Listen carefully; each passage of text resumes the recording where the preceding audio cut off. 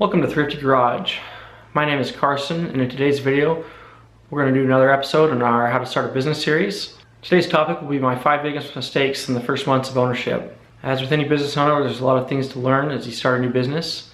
I've got 10 years of experience in the industry, but one thing I don't have experience in is starting my own business.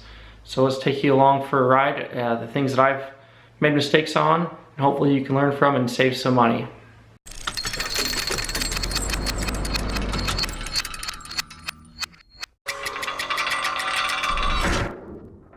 I started my business in fall of 2018, and going into the winter season of a landscape company, there wasn't a lot of services I could offer. The two biggest services I provided were leaf cleanups and Christmas light installations, and wanted to get right to marketing on that. So I used Google ads, Facebook ads, those type of things to spread the word.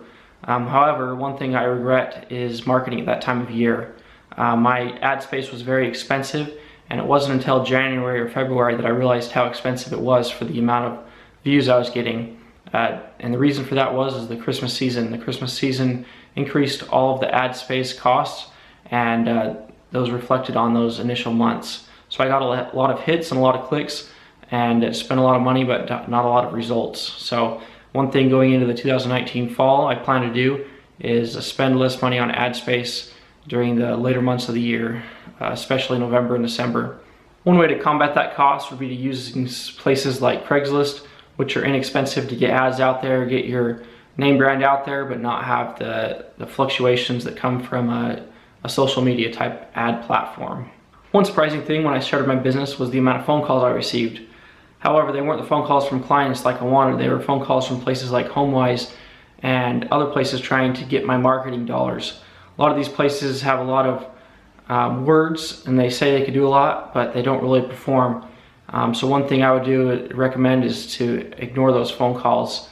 HomeWise calls and wants to take a piece of your marketing, and they want to get your website clicks and forward you the leads and make you pay for them. Several other places will call and claim to be Google type services, confirming your ad space.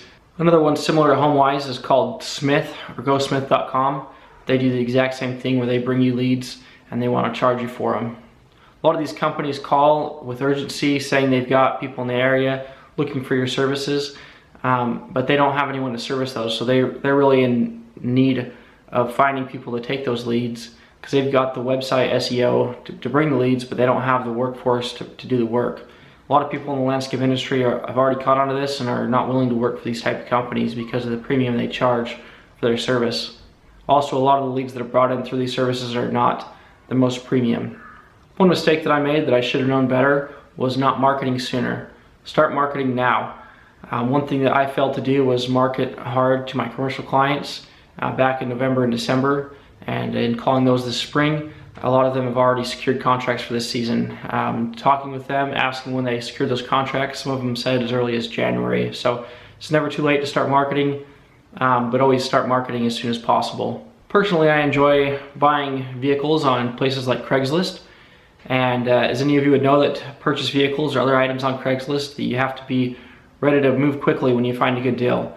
And with business, I found that that's the same way. Sometimes these business opportunities come your way that you don't expect, and you need to be ready to jump on them. One such occasion was I was out marketing and looking for my nursery providers, and found a nursery vendor that had some good stock, and he was willing to let it go because he was going in a change of direction, wanted to move more towards the annuals and less plants and trees, and he gave me a significant discount on these plants. I probably paid 5% retail on 50 or 60 plants. So that's one way that you can be ready to do in business, is just ready to pull the trigger. And in that situation, it wasn't a mistake, but it was definitely a learning experience of how quickly I need to be on my feet and ready to pull the trigger and make decisions. One of the biggest mistakes I made early on in business ownership was finding an insurance provider. When I first started the business, I looked around for insurance coverage and had a difficult time getting quotes back. Went to 3 or 4 different places, and within a week or two afterwards hadn't heard back from 80% of them. So I ended up going with the place that actually was responsive and gave me a quote and did what they said they were going to do. Fast forward several months down the road, I'm running into a different issue. That insurance provider has dropped my coverage because of they don't cover my herbicide and granular application coverage. So one thing I would recommend when you're looking for insurance is look for a provider that prioritizes and concentrates on commercial insurance rather than home and auto. A lot of insurance companies specialize in home and auto, but not that many do commercial insurance. So I've learned a hard lesson. I've been looking for a new insurance provider. I'm hoping that I don't have to change. I'm hoping that I can amend my policy to move forward. I've still got another week or two left on that policy before that expires. But one thing you can learn from me is doing your research up front and doing your due diligence. Insurance is one of those things that I wanted to make the decision once and not have to worry about it for a year. And here I am a few months later and making big decisions again on that insurance. And my rates are going up because I'm having to add additional coverage. So that's my list of 5 things I've learned these first few months of ownership. Obviously, a lot of other lessons I've learned in the landscape industry over the last 10 years. These are the lessons I've learned in starting my own business. So hope you learned something new today. Thanks for watching Thrifty Garage. Please like, comment, and subscribe.